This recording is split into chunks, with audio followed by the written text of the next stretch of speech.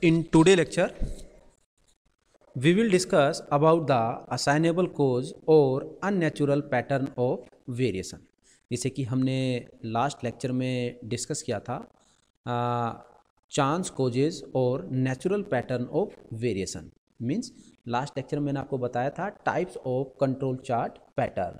तो there are two types of the control chart pattern. First हमारे पास था चांस और नेचुरल पैटर्न ऑफ वेरिएशन, और सेकंड हमारे पास था असाइनेबल कोज और अननेचुरल पैटर्न ऑफ वेरिएशन। तो हम चांस और नेचुरल पैटर्न ऑफ वेरिएशन तो लास्ट लेक्चर में हम डिस्कस कर चुके थे।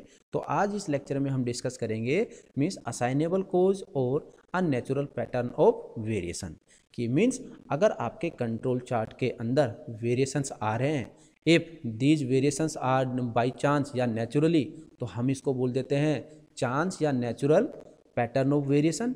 अगर हमें लग रहा है कि वहाँ पर चांस या अपने पास नेचुरल वेरिएशंस की वजह से कोई एरर नहीं है, तो मीन्स हम फिर दूसरा नाम क्या दे देते हैं उस कंट्रोल चार्ट को, असाइनेबल कोज और अननेचुरल पैटर्न ऑफ वेरिएशंस। तो मैंने आपको पहले बता चुका हूँ कि जो असाइनेबल कोज या अननेचुरल जो अपने पास वेरिएशंस आते हैं, these are comes due to the means workers, due to the machines and due to the raw material. So there are four types of the assignable cause pattern of variations which are, जैसे first है हमारे पास extreme variation, second है हमारे पास indication of trend, third है हमारे पास shift, और fourth है हमारे पास इरेटिक फ्लक्चुएशंस।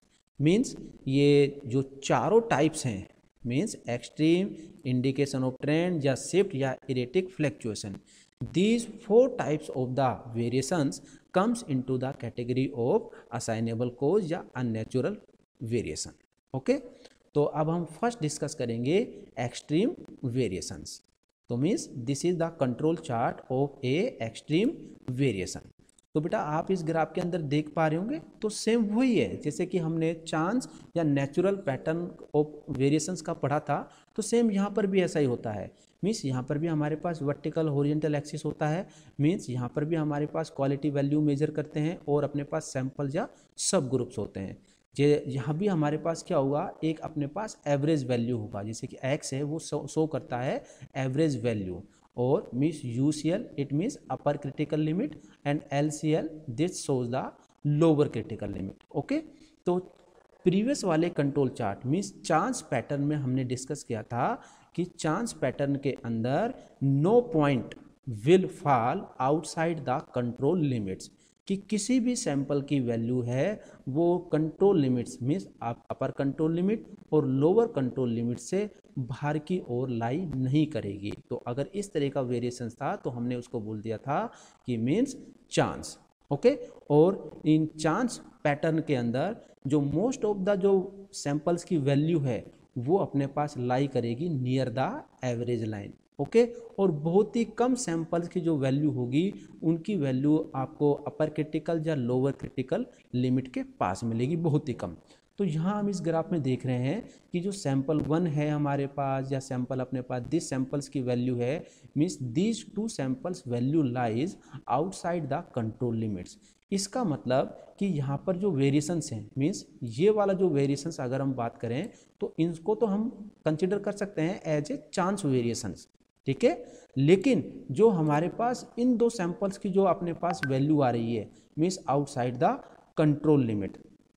ओके, तो मीन्स तो हमें यहाँ पर क्लियर हो गया कि यहाँ पर अपने पास वेरिएशन है ड्यू टू असाइनेबल कोज अपने पास। ओके, अगर हमारे पास जो असाइनेबल कोज है या सैंपल्स की वैल्यू अगर control limit means extreme position को भी क्रॉस कर जाती है, तो इस तरह के अपने पास कंट्रोल चार्ट या इस तरह के वेरिएशंस को हम बोल देते हैं assignable cause due to extreme position अपने पास, राइट।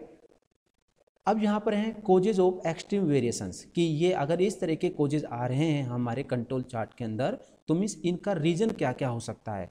या तो फर्स्ट है जैसे कि error in measurement and calculations, या तो हमारे पास मेजरमेंट में या फिर कैलकुलेशन में कोई ना कोई एरर आया है उसकी वजह से ये अपने पास वेरिएशन आ सकता है, या फिर अपने पास wrong setting of machine tools की वजह से हो सकता है, या फिर ऐसा भी हो सकता है कि जो आपने सैंपल्स लिए हैं वो स्टार्टिंग से ही में ले लिए या फिर एंड ऑफ द ऑपरेशन में ले लिए। तो जैसे कि हमने आपको पहले बताया हुआ है कि जब भी आप सैंपल लोगे वो रैंडमली लोगे throughout the process. Second है हमारे पास indication of trend. Indication of trend means ये आपके पास जो ग्राफ है या कंट्रोल चार्ट है, this shows the means assignable cause, assignable variation due to trend. तो यहाँ पर हमने देखा बेटा दो चार्ट्स को हमने कंबाइंड किया हुआ है, ठीक है। तो जो आपका ट्रेंड है, जैसे कि आपने देख रहे होंगे कि यहाँ पर ये हमारी एवरेज वैल्यू हो गया, दिस इज हमारी अपर control limit and this is lower control limit. तो यहाँ हमने देखा कि स्टार्टिंग में जो वैल्यूज थी वो अपने पास विद इन कंट्रोल लिमिट्स था, राइट। मीन्स आपके पास आफ्टर दैट मीन्स हमने देखा कि जो आपका जो कर्व है वो एकदम से आपके पास अपवर्ड डायरेक्शन में मूव करने लग रहा है, और हो सकता है आगे चलकर ये आपकी जो कंट्रोल लिमिट्स हैं उनको भी ये क्रॉस कर जाए। तो मीन्स देखा कि सारे सैंपल्स की वैल्यू अपने पास एवरेज वैल्यू से अपवर्ड डायरेक्शन में आ रही है। तो इस तरह के अगर अपने पास कंट्रोल चार्ट दिखाई देता है तो हम इसको बोल देते हैं कि यहाँ भी अपने पास असाइनेबल कोजेज की वजह से वेरिएशंस हैं, और उसका कौन सा टाइप से है ये, means indication of trend. But यहाँ पर इंडिकेशन ऑफ ट्रेंड को भी हमने दो तरह से डिवाइड कर दिया, अपवर्ड ट्रेंड बोल सकते हैं या फिर डाउनवर्ड ट्रेंड बोल सकते हैं। अगर ये अपवर्ड में है तो हमने इसका नाम दे दिया अपवर्ड ट्रेंड, राइट। सिमिलरली अगर हमारे पास ये डाउनवर्ड आता है तो इसको हम नाम दे देते हैं downward trend. Now the cause of trend, अगर ट्रेंड की वजह से जो वेरिएशंस आते हैं तो वो क्या हो सकता है, जैसे कि टूल वियर हो सकता है कि ड्यूरिंग मशीनिंग आपका जो टूल है वो वियर आउट हो चुका है, या फिर हो सकता है कि wear off threads on clamping device, कि आपकी जो क्लैंपिंग डिवाइस है वो आपकी लूज हो चुकी है, या effect of temperature and humidity, इसका इफेक्ट पड़ सकता है, या accumulation of dirt and closing of fixture and holes. तो due to these reasons means आपके पास ट्रेंड, आपके पास वेरिएशंस आ सकते हैं। Okay, thank you.